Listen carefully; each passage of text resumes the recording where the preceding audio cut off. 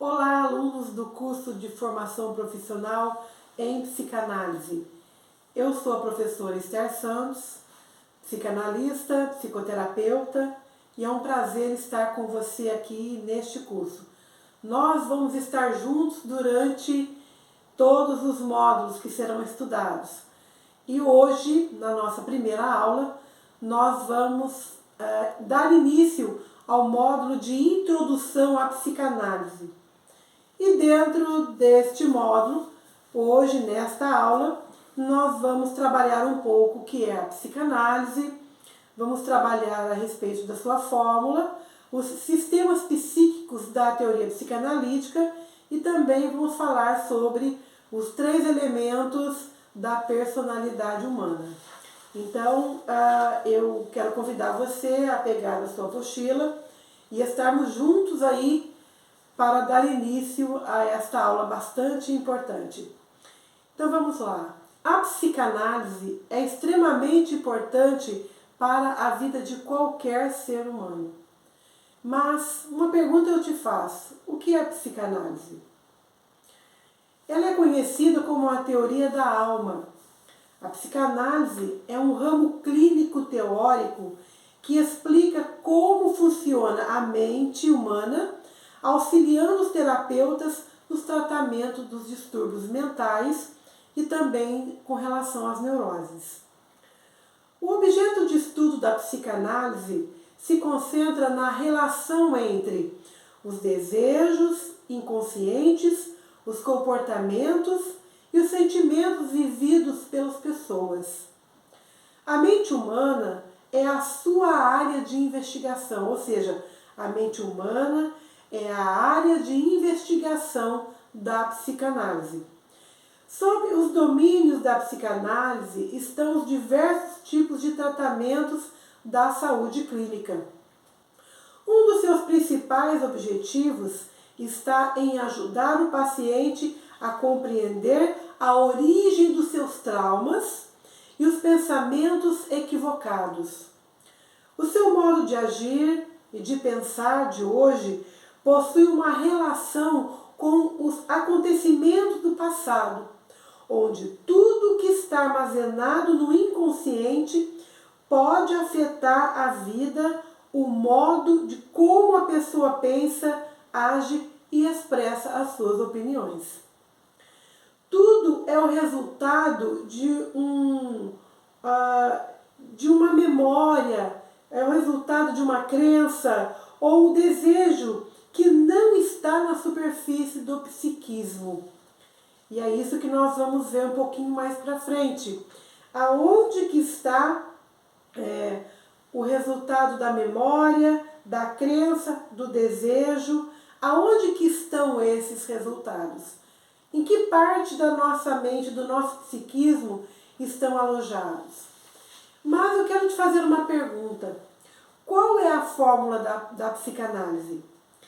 A origem da psicanálise aconteceu por volta do século XIX, a partir dos estudos da psique humana. E aqui nós vamos falar de um nome que vai estar sempre presente durante este curso. É o nome do médico neurologista e psiquiatra Sigmund Freud. Por volta mais ou menos de 1881, ele trabalhava no Hospital Geral de Viena e foi lá que tudo aconteceu. E um dos seus trabalhos mais recentes, que foram publicados no período de 1912 a 1915, ele apresenta 4 regras mínimas que devem reger a técnica de qualquer processo terapêutico. E nós vamos aqui agora ver cada uma delas. A regra fundamental, que é a regra da associação livre de ideias, a regra da abstinência, a regra da atenção flutuante e a regra da neutralidade. Antes de falar um pouquinho a respeito dessas regras clássicas que regem as técnicas psicoterapêuticas, psicanalíticas, vamos retroceder um pouco e falar a respeito do método psicanalítico de Freud. Inicialmente, Freud utilizava o tratamento de seus pacientes. Nesses tratamentos, ele utilizava o método catártico. Esse método ele foi desenvolvido por Joseph Breuer, onde a hipnose era usada para ampliar o campo da memória. Então, Freud entendia aqui que a hipnose iria ampliar o campo da memória de seus pacientes. Então, inicialmente, ele utilizava no seu tratamento, o método catártico, onde as pessoas tinham a necessidade de falar e Freud aqui ouvia com o ouvir analítico. O método catártico, que quer dizer libertação por meio da fala, foi um método onde os pacientes expressavam aquilo que eles sentiam, suas dores, seus sofrimentos, e eles, por meio da fala, recebiam uma libertação daquilo que estava preso dentro deles. Por meio da psicoterapia, inclusive isto é a psicoterapia, por meio da psicoterapia as pessoas expulsavam suas dores, elas expulsavam seus sofrimentos, aquilo que estava dentro delas. Em primeiro momento, Freud sentiu a necessidade de usar aqui a hipnose. E ele fazia isso para que os pacientes pudessem retroceder ao estado psíquico em que o sintoma surgia pela primeira vez com o intuito de trazer à tona, ou seja, trazer para a superfície lembranças, ideias, impulsos que se encontravam expulsos até então da sua consciência. Vamos entender aqui um pouquinho melhor isso. Esses processos estavam suprimidos, presos às ações psíquicas. Mais tarde, no lugar da hipnose, Freud pede que seus pacientes falem livremente, sem excluir de sua comunicação os pensamentos involuntários ou perturbadores dentro do que está sendo exposto intencionalmente. Aqui começa a atuação da regra fundamental, que é a primeira regra que deve ser usado na técnica de qualquer processo terapêutico. Estamos falando aqui da regra fundamental.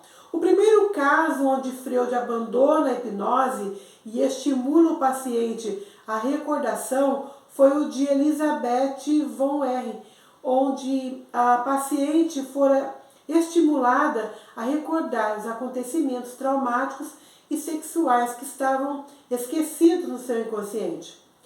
Freud percebe, através dessa experiência, que as amnésias, os esquecimentos, são resultado de um processo de repressão, de refreamento, que foi chamado de recalcamento.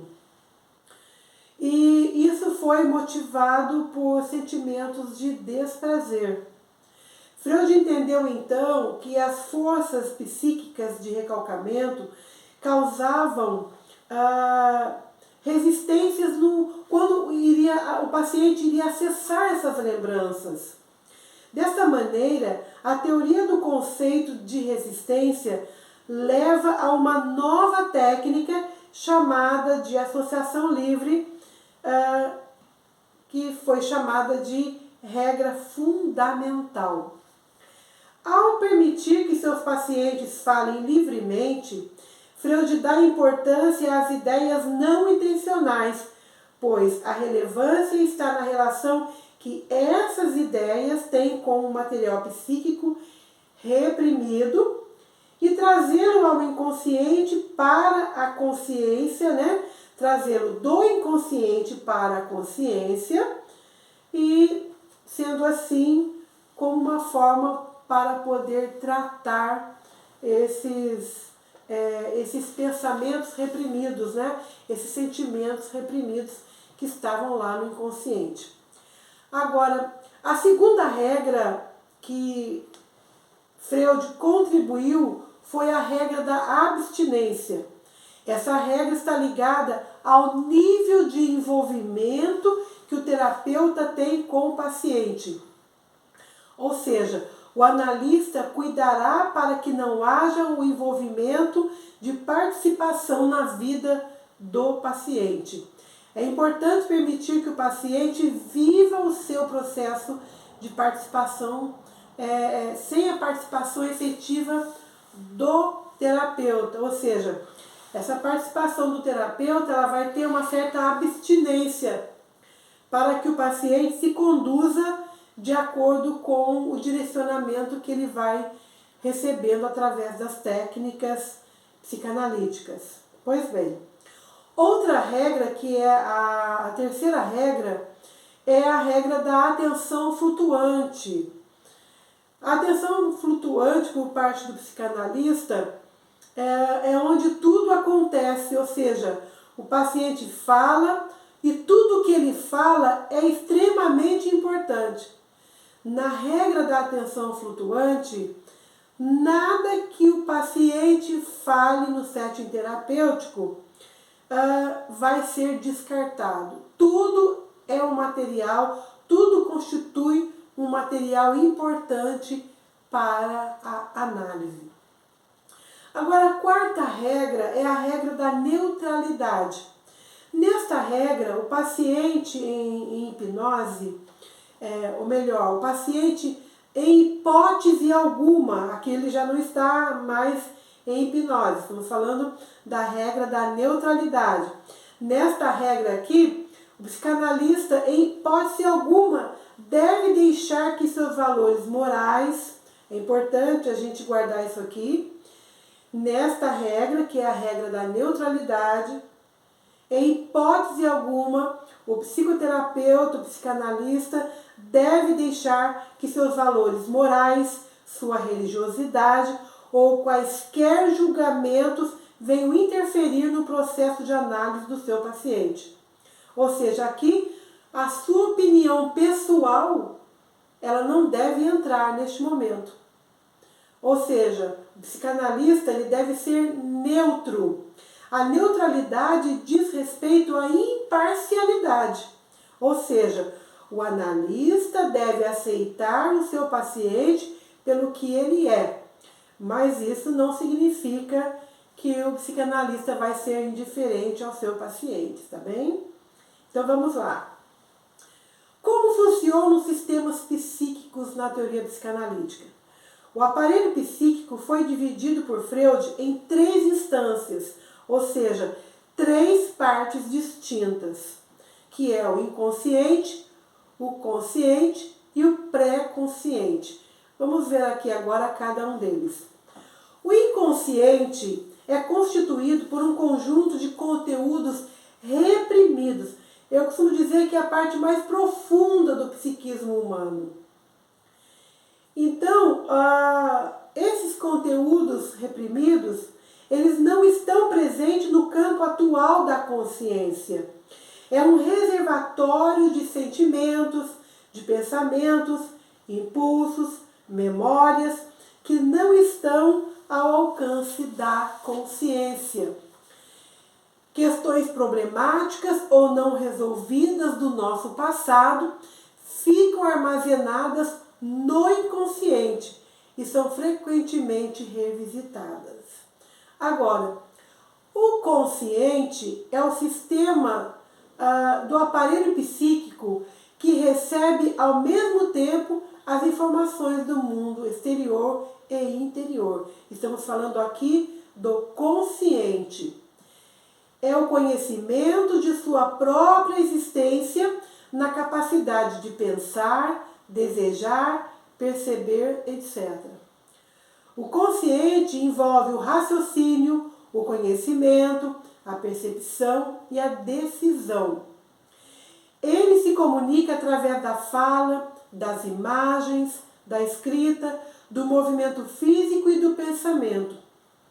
Para a psicanálise, é o nível mental da mente humana em que estamos cientes da realidade e da raciocinalidade.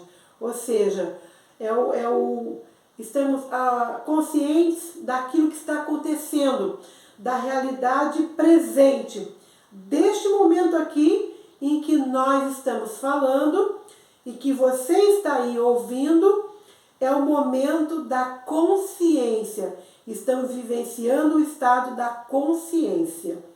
Pois bem, e o pré-consciente? O pré-consciente é o local em que procede a consciência de alguém. Se refere àqueles conteúdos que podem chegar ao consciente, mas que não estão presentes lá. Estes conteúdos são informações sobre as quais não pensamos, mas que, quando acessados, são necessárias para que o consciente faça as suas funções. Então, essas informações são acessadas quando necessárias e elas se tornam presentes no momento consciente, né? No período da consciência, quando forem necessárias. Agora, entre os anos de 1920 a 1923, o Dr. Freud deu um novo norte para as suas pesquisas, remodelando o aparelho psíquico. De acordo com Freud, a personalidade humana é complexa e tem mais de um componente. Ela é composta por 3 elementos conhecidos como o id, o ego e o superego. E é sobre ele que nós vamos falar agora. O id é movido pelo prazer. É a parte da nossa mente que quer gratificação imediata de todos os seus desejos e necessidade.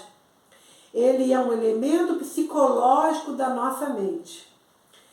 O id localiza-se no nível do inconsciente. Nós acabamos de falar aqui que o inconsciente é a parte mais profunda do psiquismo humano. É lá que está localizado o id. Nele, ou seja, no id, ficam armazenadas as nossas pulsões, a nossa energia psíquica, os nossos impulsos mais primitivos. O id é guiado pelo princípio do prazer, sem nenhuma regra a ser seguida. Não há certo e nem errado. É o ambiente dos impulsos sexuais. O id não aceita ser frustrado. Esse é o id. Agora, e o ego? O ego é a parte que está em contato com a realidade externa do momento agora. O ego é a nossa parte da consciência. Está bem? O ego atua como o centro da consciência. Ele é responsável pelo racional, o lógico, o científico. Ele é responsável pela interpretação e ação do mundo exterior. É responsável também pela mente atenta, pelo foco. O momento que você está focando agora nesta aula é o ego que está presente neste momento. É o momento da concentração. Ele é responsável também pela nossa identidade. Sabe aquela famosa pergunta de quem sou? Quem sou eu? Ou seja, quem faz este questionamento é o ego. Ele identifica quem nós somos. O ego busca a satisfação comedida. É ele que negocia o id e o superego entre os desejos e as obrigações morais. Ele influencia a nossa personalidade. Podemos controlar um ego narcisista, podemos controlar também um ego fragilizado, um ego de uma pessoa que está no processo de depressão e também com baixa estima. Agora, e o superego? O superego, ele é a terceira estrutura da nossa personalidade. Ele é responsável por nortear a conduta ou o comportamento de uma pessoa através do processo de amadurecimento. É o sensor que nos faz discernir o certo do errado. Então é o superego que nos faz discernir as coisas certas das coisas erradas. O superego mantém os nossos padrões morais, as nossas regras de conduta, os nossos valores e também os nossos juízos. Portanto, é importante que essas três instâncias, ou seja, o ego, o id e o superego, estejam em um equilíbrio. Por quê? Porque o desequilíbrio acarreta danos à personalidade das pessoas, interferindo em suas ações. Com o desenvolvimento da personalidade, o id, o ego e o superego já estão todos presentes na nossa mente. Ocorre então uma batalha entre eles. O id e o superego tentam assumir o controle da situação em um determinado momento da nossa vida. Mas é o ego que vai trabalhar para manter o equilíbrio entre esses dois lados opostos. Porque o id e o superego são dois lados opostos. O id é a parte das pulsões, dos impulsos, né? Está bastante envolvido com os impulsos sexuais, com os desejos exacerbados. Já o superego não. O superego é o senso do juízo, da moralidade. O ego é um mediador, é uma espécie de balança que vai avaliar as vontades do id e do superego para chegar em um meio termo. Então é o ego que é o negociador. Ele faz a negociação entre os impulsos e o juízo, né? Então ele vai fazer uma mediação para que o nosso psiquismo, né, nossa maneira de pensar, nossa consciência venha chegar em um meio termo. Eu fico por aqui e até a nossa próxima aula.